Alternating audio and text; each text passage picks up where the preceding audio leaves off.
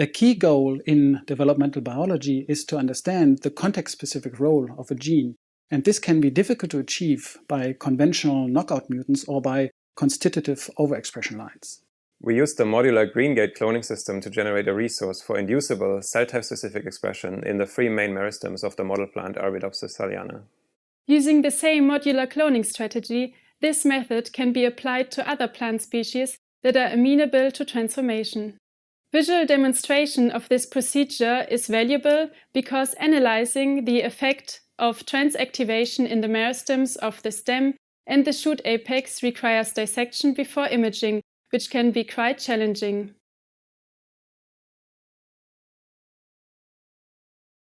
To begin, sterilize the seeds as outlined in the text protocol. Next, prepare half-strength Murashige and Skug medium at pH 5.8 and add 1% sucrose and 0.9% agar. After autoclaving, add DEX dissolved in DMSO to the induction plates at a final concentration between 10 and 30 micromolar. Add an equal amount of DMSO to the control plates.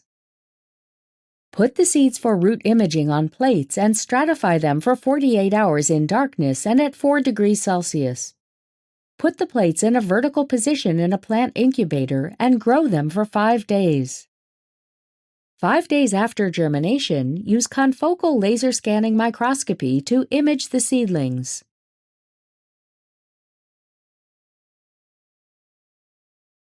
To begin, prepare and grow the seeds as outlined in the text protocol.